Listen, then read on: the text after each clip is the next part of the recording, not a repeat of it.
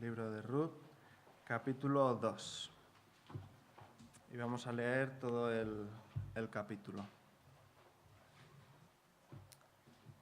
Tenía Noemí un pariente de su marido, hombre rico de la familia de Elimelec, el cual se llamaba Booz. Y Ruth, la moabita, dijo a Noemí: Te ruego que me dejes ir al campo, y recogeré espigas en pos de aquel a cuyos ojos hallaré gracia. Y ella le respondió: Ve, hija mía. Fue pues, y llegando, espigó en el campo, en pos de los segadores, y aconteció que aquella parte del campo era de Booz, el cual era de la familia de Elimelec. Y he aquí que Booz vino de Belén, y dijo a los segadores: Jehová sea con vosotros. Y ellos respondieron: Jehová te bendiga. Y Booz dijo a su criado, el mayordomo de los segadores: ¿De quién es esta joven? Y el criado, mayordomo de los segadores, respondió y dijo: Es la joven moabita que volvió con Noemí de los campos de Moab. Y ha dicho: Te ruego que me dejes recoger y juntar tras los segadores entre las gavillas. Entró, pues, y está desde por la mañana hasta ahora, sin descansar ni aun por un momento. Entonces Booz dijo a Ruth: Oye, hija mía, no vayas a espigar a otro campo, ni pases de aquí, y aquí estarás junto a mis criadas. Mira bien el campo que siguen, y síguelas, porque yo he mandado a los criados que no te molesten. Y cuando tengas sed, ve a las vasijas y bebe del agua que sacan los criados. Ella, entonces bajando su rostro, se inclinó a tierra y le dijo: ¿Por qué he hallado gracia en tus ojos para que me reconozcas, siendo yo extranjera? Y respondiendo Booz, le dijo: He sabido todo lo que has hecho con tu suegra después de la muerte de tu marido, y que dejando a tu padre y a tu madre y la tierra donde naciste, has venido a un pueblo que no conociste antes. Jehová recompense tu obra, y tu remuneración sea cumplida de parte de Jehová, Dios de Israel, bajo cuyas alas has venido a refugiarte. Y ella dijo: Señor mío, halle yo gracia delante de tus ojos, porque me has consolado y porque has hablado al corazón de tu sierva, aunque no soy ni como una de tus criadas. Y Booz le dijo a la hora de comer: Ven aquí y come del pan y moja tu bocado en el vinagre. Y ella se sentó junto a los segadores y él le dio del potaje, y comió hasta que se sació y le sobró. Luego se levantó para espigar, y Booz mandó a sus criados diciendo: Que recoja también espigas entre las gavillas, y no la avergoncéis. Y dejaréis también caer para ella algo de los manojos, y lo dejaréis para que lo recoja, y no la reprendáis. Espigó, pues, en el campo hasta la noche, y desgranó lo que había recogido, y fue como una efa de cebada. Y lo tomó y se fue a la ciudad, y su suegra vio lo que había recogido. Sacó también luego lo que le había sobrado después de haber quedado saciada, y se lo dio. Y le dijo su suegra: ¿Dónde has espigado hoy? ¿Y dónde has trabajado? Bendito sea el que te ha reconocido. Y contó ella a su suegra con quien había trabajado, y dijo: El nombre del varón con quien hoy he trabajado es Booz. Y dijo Noemí a su nuera: Sea él bendito de Jehová, pues que no ha rehusado a los vivos la benevolencia que tuvo para con los que han muerto. Después le dijo Noemí: Nuestro pariente es aquel varón, y uno de los que pueden redimirnos. Y Ruth, la moabita, dijo: Además de esto, me ha dicho: Júntate con mis criadas hasta que hayan acabado toda mi siega. Y Noemí respondió a Ruth, su nuera: Mejor es, hija mía, que salgas con sus criadas y que no te encuentren en otro campo. Estuvo pues junto con las criadas de voz, espigando hasta que se acabó la siega de la cebada y la del trigo, y vivía con su suegra. Padre Dios eterno, te alabamos, te bendecimos, oh Dios, que podemos venir delante de ti en esta tarde, podemos venir delante de tu palabra, podemos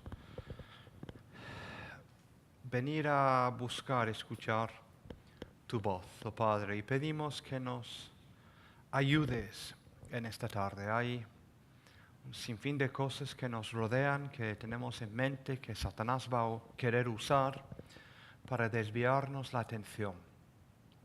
Ayúdanos, oh Dios, a centrarnos en ti y en lo que tú nos estás diciendo. En el nombre de Jesús te lo pedimos. Amén. Hace cosa de 2 años estuve en la librería CLC en Madrid y vi allí un libro que decía, el título era algo así: las cosas que no son de Dios que están en la Biblia. ¿Vale? Y me extrañó, como os extraña a vosotros. Mire, si vierais todos la cara de Pilar, ¿hay algo aquí que Dios no ha puesto? Bueno, esta página blanca entre el Malaquíes y Mateo, en algunos de las hojas tenemos títulos de libros que no están en el original y tenemos los números, ¿no? Tanto de capítulo como de versículo. Esos números fueron puestos, si no recuerdo mal, por un monje irlandés. Se meten en todos los sitios los irlandeses, ¿no?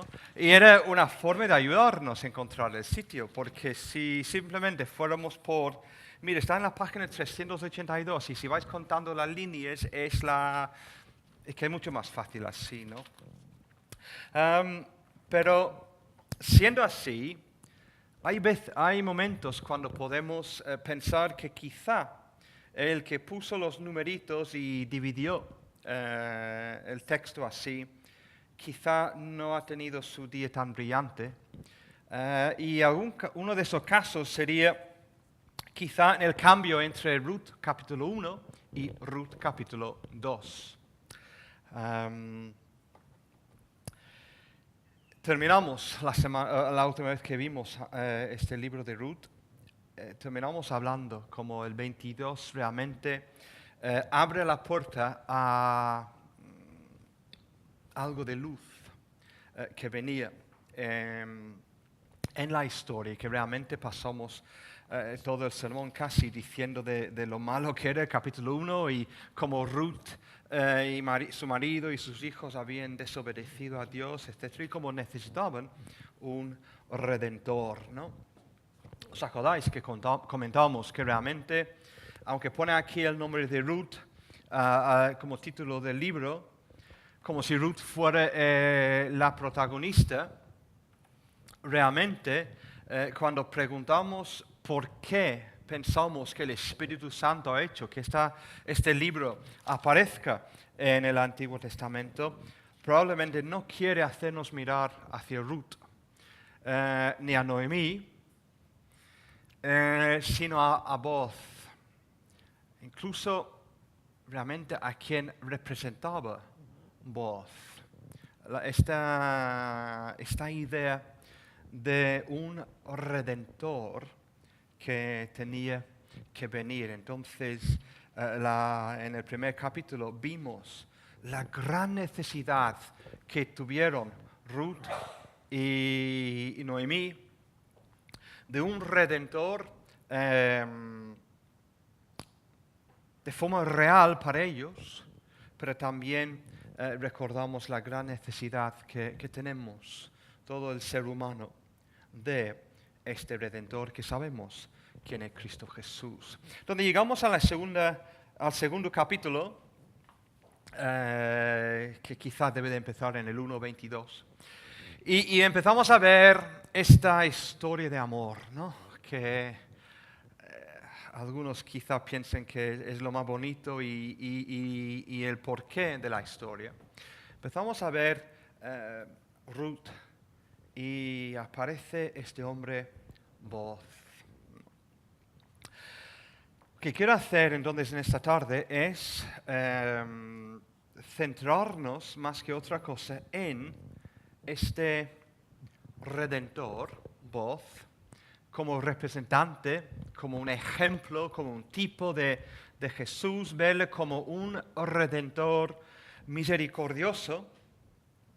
Y no vamos a centrarnos en mucho más, pero sí que hay algunas cosillas aquí que de forma de introducción vamos a verlos porque están aquí y forman parte de la historia de la palabra inspirada, pero recordando que siempre vamos a llegar y la mayoría de lo que vamos a decir, la gran proporción, va a ser acerca del Redentor misericordioso. Pero empezando allí, en versículo 22 de capítulo 1, versículo 1 de capítulo 2, quiero que primero veamos la providencia de Dios que encontramos en este capítulo.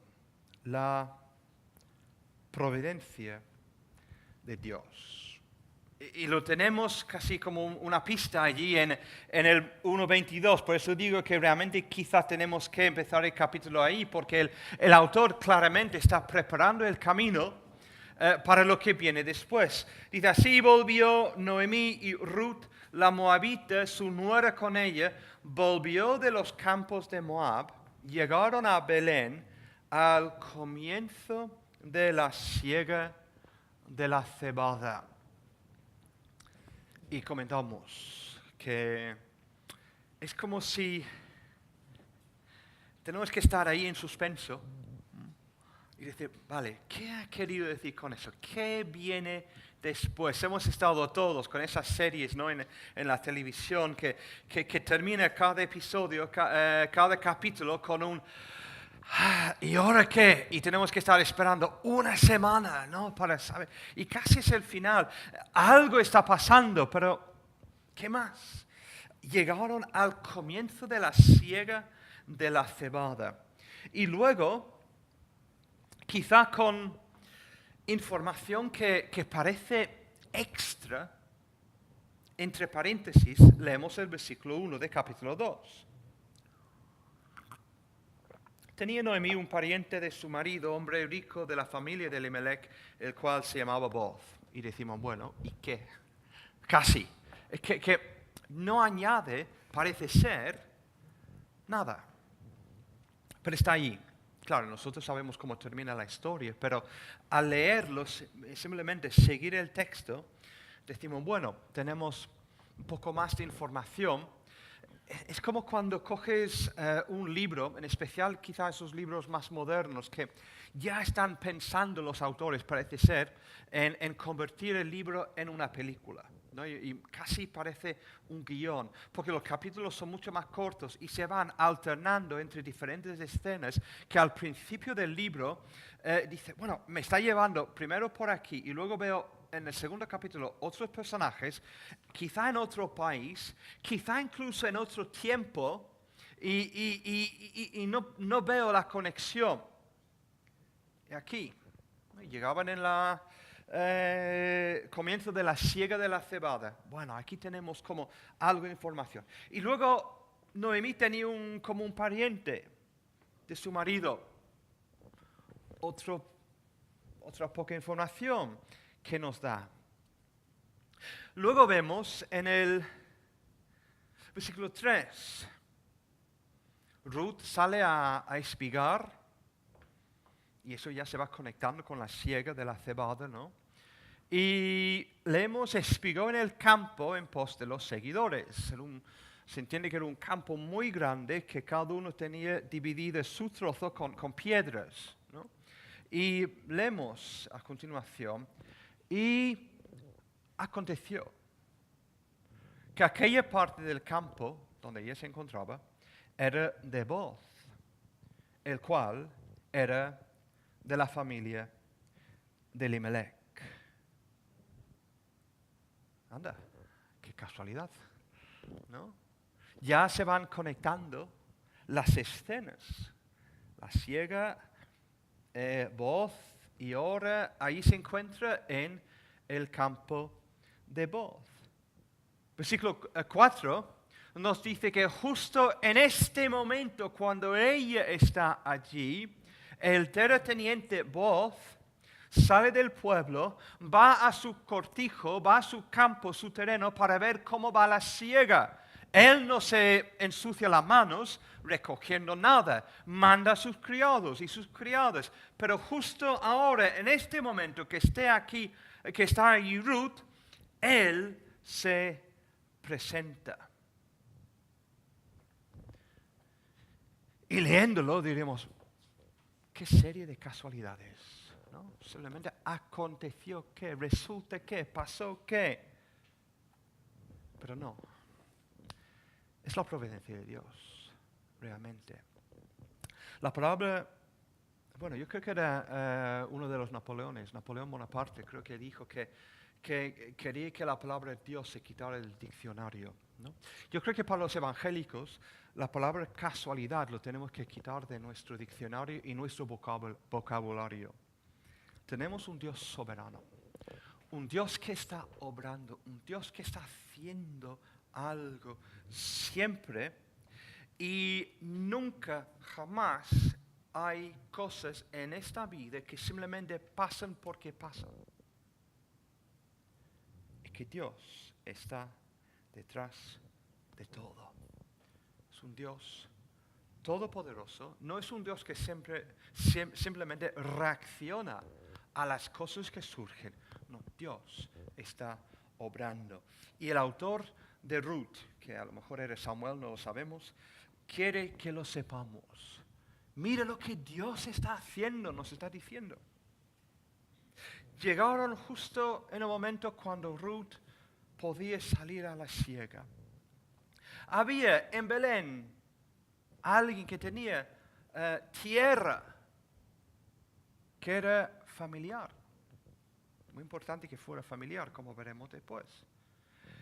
Y ella, sin saber, sin tener Google Maps, ¿no?, termina entre todos los campos que había en el terreno que le pertenecía a Booz. No es que tuviese el letrero ahí, ¿no?, nada de eso. Y justo en ese momento, Dios hace que Booz aparezca en escena. Qué consuelo es en esta vida tan complicada, tan difícil, recordar, y decimos recordar porque sabemos que estamos muy dados a olvidar, recordar que tenemos un Dios soberano y un Dios que en providencia está proveyendo para nosotros en todo y está obrando todo conforme y según su santa y perfecta voluntad. Esa es la providencia de Dios y ese es el Dios que tenemos y el Dios a quien servimos, el Dios que escribió Ruth para nosotros. La segunda cosa que quizás podemos ver aquí de forma general está allí en el versículo 2, que lo hemos saltado un poco. Perdona. Y si antes hablamos de la providencia de Dios, ahora vemos el trabajo de Ruth. Y está relacionado. Dios está obrando. El autor del libro lo tiene claro. Pero vemos en el versículo 2 que Ruth, la moabita, dijo a Noemí: te ruego que me dejes ir al campo y recogeré espigas en pos de aquel a cuyos ojos hallare gracia. Ella respondió: ve, hija mía. Dios está obrando, pero Ruth sale a trabajar. ¿Por qué? Porque la providencia de Dios no es una excusa para la pereza. No es o no nos quita la responsabilidad de trabajar. Es Pablo quien dice, ¿no?, quien no trabaja, que no coma, ¿no?, que no trabaje, que no coma. Es la misma idea. Ruth aquí no está diciendo, bueno, Yo he adoptado, por decirlo así, la familia de mi suegra, su religión, su Dios, su tierra. Ellos tienen esta costumbre de pensar que Dios es un Dios todopoderoso. Entonces, bueno, yo he aprendido que Dios está siempre haciendo, que Dios lo va a arreglar todo. Entonces, a ver qué va a hacer Dios. Es que no funciona así. Por mucho que nos gustaría, quizá. Pero no es así. Dios viene a Noé y dice, mira, voy a mandar el diluvio y voy a salvar al pueblo, a la gente. Y quiero que trabajes duramente con tu familia, quizá durante 55, 60, 70 años, haciendo un barco enorme. Yo voy a salvar. Yo voy a obrar, dice Dios, pero tú tienes que trabajar y sudar también. Israel está en el desierto y se quejan de la falta de comida. Y Dios dice, bueno, os voy a enviar maná. Pero no les cayó al plato el maná. Tenían que salir cada mañana y recoger, salvo el día del Señor, pero el sábado. Pero tenían que salir y trabajar. Levantarse de su cama, ir a buscar. Jesús dijo a sus discípulos, yo edificaré mi iglesia. Pero sus últimas palabras a sus discípulos, ¿cuáles eran? Id y predicad. Yo voy a hacer la obra, pero tenéis que trabajar. Tenemos un Dios soberano, pero eso no es excusa de la pereza. No podemos escondernos detrás de las faldas de la soberanía de Dios y la providencia de Dios. En este sentido, Dios sí ayuda a quien madruga. En la salvación no, claro que no. Pero la idea que vemos siempre en la palabra de Dios es que el hombre, el creyente, el siervo de Dios, tiene que servir de una forma activa. Uno de los héroes de mi padre era un tal Oliver Cromwell, que era un gobernador de Inglaterra que no era de la realeza, y en tiempo de crisis, cuando se iba a poner el catolicismo en Inglaterra, Oliver Cromwell tomó el poder con su ejército, derrotó a Carlos I, y etc. Bueno, dicen de Cromwell que él tenía un dicho que decía cuando iba para invadir a Irlanda, vamos metiéndonos con Irlanda hoy, cuando iba para invadir Irlanda, él decía a sus soldados, confiad en Dios, era un creyente, confiad en Dios y mantened la pólvora seca, la pólvora de las pistolas y lo que usaban, ¿no? Esa fue la idea, Dios va a obrar, pero tenéis que hacer, no quiero decir hacer vuestra parte, pero me entendéis, es lo que hay. Ruth, sí, Dios es providente, Dios es soberano, Dios está obrando, pero Ruth dice, yo voy a salir a trabajar, y es un buen ejemplo para nosotros. Y así llegamos a la misericordia de Boaz, es donde yo quiero pasar más tiempo en esta tarde, en lo poco que nos queda. La misericordia de Boaz. En versículos 3 a 7, Ruth sale a recoger espigas como era de costumbre, la ley de Israel, ¿no? Dios en Levítico 19 o Deuteronomio 24 había dejado por gracia que los pobres que no tenían tierra ellos mismos podían salir a lo que llamamos aquí rebuscar, ¿no? Cuando ya han pasado los segadores y todo, ya se deja a la gente salir y coger lo que ha sobrado, lo que no se ha cogido. Y era un recuerdo de la gracia de Dios para proveer para su pueblo. Sale entonces a rebuscar y como hemos comentado, voz se presenta en el campo cuando ella está allí. Voz toma nota de ella. Creo que la idea es que simplemente no es uno de sus criados, es alguien que técnicamente no debe estar ahí. No tenemos que ver aquí un flechazo de amor ni nada, que él se fije en ella porque era muy guapa. No dice eso el texto, simplemente que él dice, ¿y quién es esta? ¿No? ¿Qué hace ella aquí, básicamente? Y le explican, es la moabita, ni saben su nombre, que volvió con Noemí de los campos de Moab. ¿Qué ha pedido? Ha preguntado si puede aquí recoger, espigar y la cebada. Y voz, su reacción está impregnada de misericordia. De misericordia. Míralo.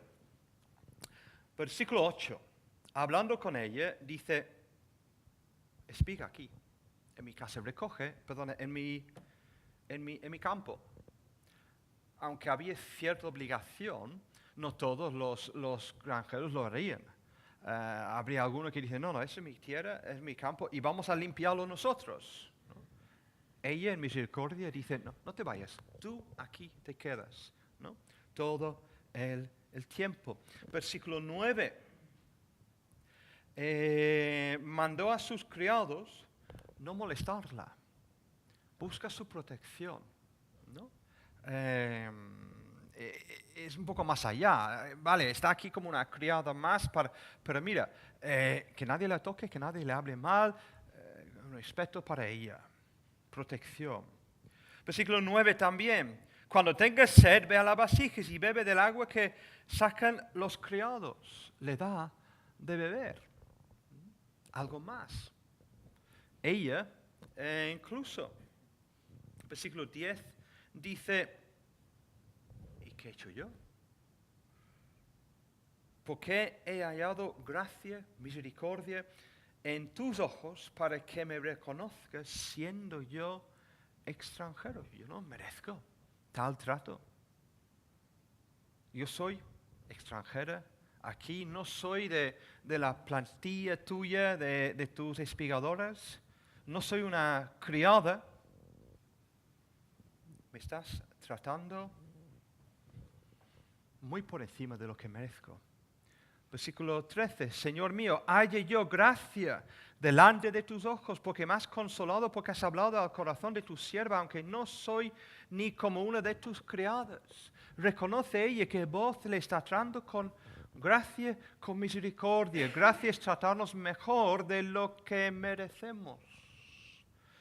Misericordia es no tratarnos como merecemos. Si queréis una definición quizás simplista, pero fácil de recordar. Voz, habla con ella, quiere él, versículos 11 y 12, quiere que Ruth reciba la bendición de Dios, como ella ha sido bendición para su suegra. Incluso Voz está dispuesto a ser instrumento de bendición para Ruth, ¿no?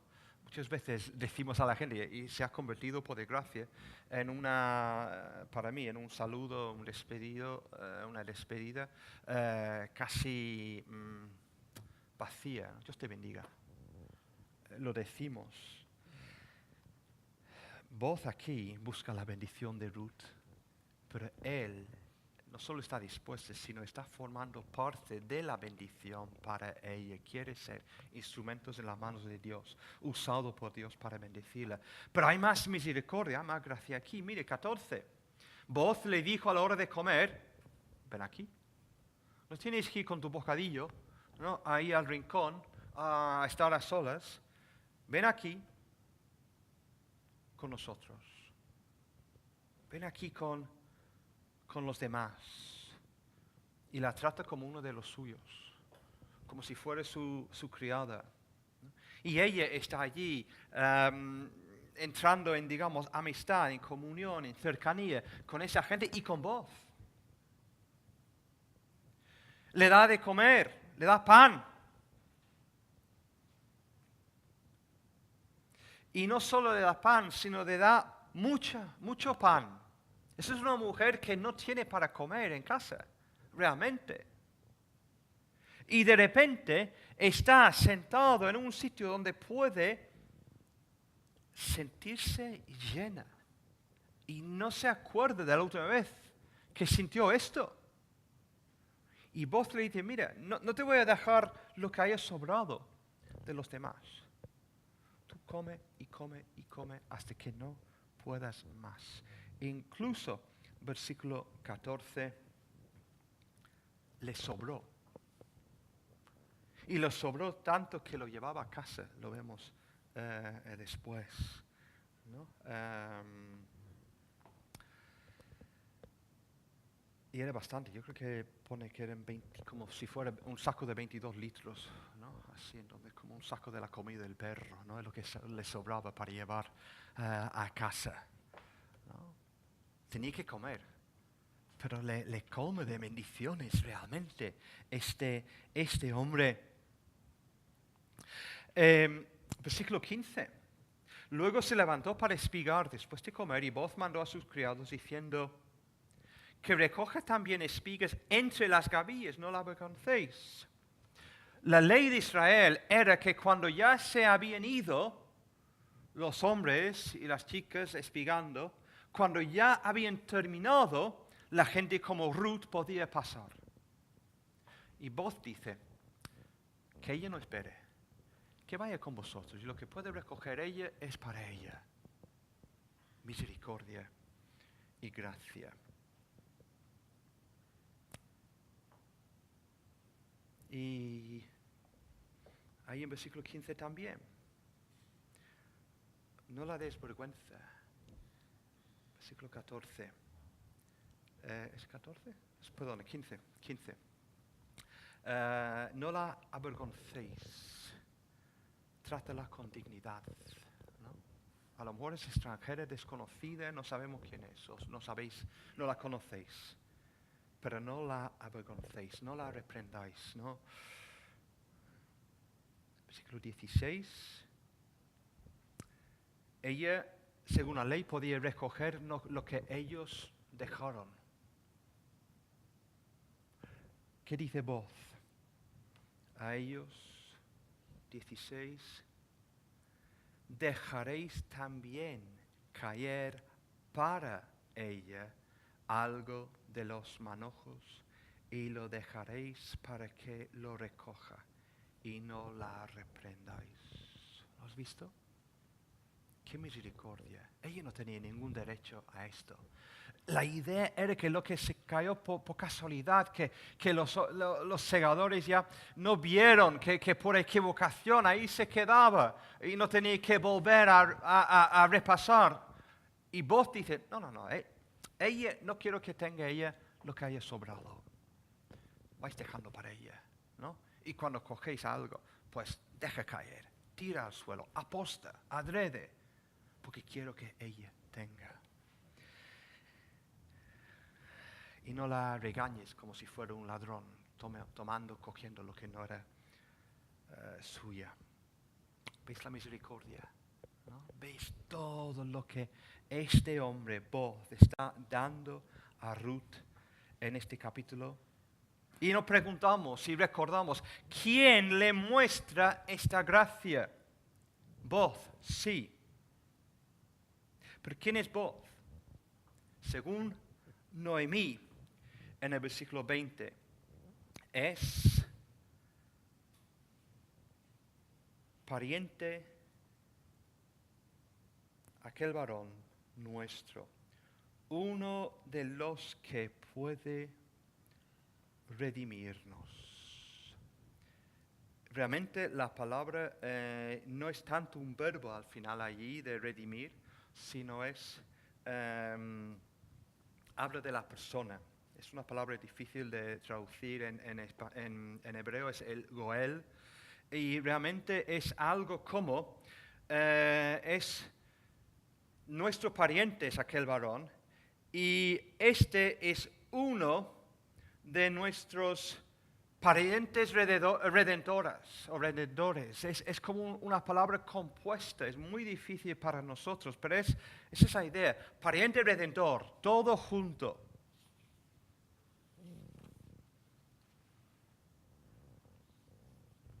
Vamos a mirar más de cerca en el capítulo 3 sobre esta idea y esta palabra, porque a partir de aquí, mira, el capítulo 2, versículo 1, ha empezado diciendo que simplemente es pariente, pero aquí, ahora y a partir de ahora, habla usando esta palabra que incluye la idea de redención, un pariente redentor viene ya en capítulo 3 2 veces, capítulo 4 viene ya 5 veces, y lo miraremos. La idea, para que lo tengamos, es, mira, por el tiempo no vamos a mirarlo, pero os voy diciendo, en Levítico 25 nos dice dos cosas acerca de este redentor pariente o pariente redentor.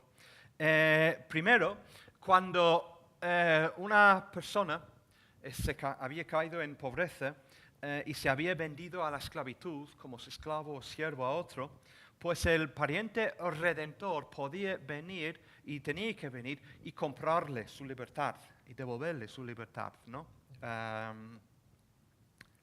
Pero también, si hubiera tenido que vender su propiedad para pagar una deuda, pariente cercano, el pariente redentor, compraba la propiedad para devolverlo a su pariente, para que se quedara en la familia, para que se quedara herencia, ¿no? Recordamos que hay esta idea del año de jubileo, cuando todas las tierras que se habían dado y vendido, etc., todos volvían a su familia original. ¿Por qué? Para mantener la herencia del pueblo de Dios. Entonces el redentor pariente también hacía esto. En Números 35, él vengaba la muerte de algún miembro de la familia, ¿no? Si no estaban ellos en una ciudad de refugio. Pero eso era lo que hacía digamos, el redentor, el pariente cercano, era él quien hacía la justicia, por decirlo así. Y luego en el Deuteronomio 25, como pariente, él tenía la obligación de mantener la línea de la familia. Entonces, si quedaba una viuda de su hermano sin niños, entonces él se casaba con la viuda y el hijo que saliera de este matrimonio contaba como si fuera del hermano difunto, ¿no? Eso es lo que hacía el redentor, pariente redentor, el Goel. Y ese es Boz. Este es el hombre que Noemí dice que tenemos que pensar en él como redentor. El que para nosotros claramente nos habla de aquel que es nuestro redentor con mayúscula, incluso redentor pariente. Porque él, siendo pariente nuestro, tomó nuestra forma y vino para recibirnos. Igual como Ruth recibía provisión, bebida, comida de este Redentor, nosotros recibimos todo lo que necesitamos en nuestro Redentor. Necesitamos la salvación que tanto necesitamos. Igual que ella recibía protección, nuestro Redentor nos protege de la ira de Dios, que es nuestro, que es merecido. Nos da de beber al agua de vida. Nos hace sentar en su mesa. Nos trata como si fuéramos uno de los suyos. Nos adopta en su familia a nosotros. Nos da de comer hasta la saciedad. ¿Cómo es? Nuestra copa está rebosándose. Y tenemos abundancia, ¿no? He venido para que tengáis vida y vida en abundancia. nos ha hecho ser dignos. No tenemos que avergonzarnos delante de Él o delante del Padre. Y no seremos regañados ni acusados delante de Dios, porque tenemos nuestro Redentor, que a la vez es nuestro abogado, y Él ha muerto por nuestros pecados, y no hay, aunque hay un acusador, no hay acusación que nos puede tocar delante de Dios. Y todo esto, y mucho más, lo tenemos por pura misericordia de nuestro Redentor. No merecemos nada de lo que recibimos. Simplemente que Dios nos va colmando de misericordia, como esta lista que hemos hablado de Boaz, tratando a Ruth, y es una cosa tras la otra. Es casi como si Ruth al final tuviera que decir, más no, es que no puedo con más. Así Dios nos trata a nosotros, así nuestro Redentor nos trata. Cuánta gracia, cuánta misericordia hemos recibido de nuestro Dios. Realmente es incontable, insondable, es maravilloso. Y por último, hemos visto la providencia de Dios, hemos visto el trabajo de Ruth, hemos visto la misericordia del Redentor de Boaz. Y al final del capítulo vemos la reacción de Noemí. La reacción de Noemí. Ahí a partir del 18 más o menos, Ruth llega a casa y cuenta. Hombre, algo que tenía que contar, porque llega con ese saco de 22 kilos, 22 litros de comida que él haya sobrado en la comida, ¿no? Parece ser que ha estado en la iglesia, en una comida de la iglesia, y ha tenido que llevar todo lo que ha sobrado a casa, ¿no? Y está comiendo durante toda la semana. Llega a casa y Ruth dice, ¿qué te ha pasado? ¿Dónde has estado? Ah, mire, estaba ahí. Y Noemí escucha. Fui al campo para espigar y estuve allí y al final terminé en la casa o en el campo de alguien que se llama Boaz y me trató muy bien, me trató con misericordia. Y Noemí dice, sea él, versículo 20, bendito del Señor, pues que no ha rehusado a los vivos la benevolencia que tuvo para con los que han muerto. Después le dijo Noemí, nuestro pariente es aquel varón y uno de los que es nuestro pariente redentor. Noemí escucha la historia y reconoce que Dios está obrando. Bendice al Señor por lo que está empezando a ver que Dios está haciendo. Reconoce la misericordia de Dios. Esas mujeres son dos mendigas, realmente. No tienen nada. Y a través de voz, Dios le manda su misericordia y ella lo reconoce. Y el contraste con el final del capítulo 1 es tremendo. ¿Cómo llegó Noemí de vuelta a casa? No me llames Noemí. Agradable. Llámame Mara. Amarga. Mujeres amargadas. Pero eso es lo que dice Noemí. Yo soy una amargada. Y más, quien me ha amargado es Dios. Dios me ha hecho esto. Y al final del capítulo 2, alabado sea Dios por lo que Él está haciendo. Noemí no debe de haberse amargado, sino haber confiado en Dios. Pero cuando vio lo que Dios estaba haciendo, cuando vio la obra de Dios, cuando vio la misericordia de Dios mostrado en voz, termina alabando a Dios. Nos falta a veces el gozo en nuestra vida. Estamos a veces un poco, quizás no lo diríamos a los demás, pero sabemos que estamos un poco amargados. incluso un poco defraudados con Dios. Las cosas no van bien, no entendemos. Pues mira a Dios. Mira su obra. Mira lo que está haciendo. Mira su misericordia. Mira su gracia. Contempla y medita en lo que Dios te ha dado que no mereces. Lo que Él ha hecho en tu vida. Piensa en tu propio testimonio de cómo Dios te ha salvado. Mire, el viernes con los hombres estuvimos hablando de la forma que Dios ha tratado con nosotros y hace bien escuchar cómo Dios obra, incluso recordar cómo Dios ha obrado en nuestra vida, pero en la vida de los demás también. Lee biografías de esos grandes hombres y mujeres de fe del pasado que han visto la obra de Dios y la misericordia de Dios en sus vidas, la historia de la iglesia.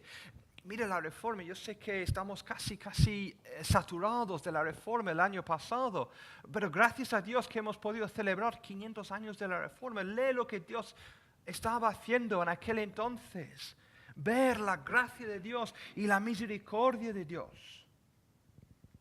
Y terminarás alabando a Dios por su grandeza, por su don inefable, por tener tú y yo un Redentor misericordioso.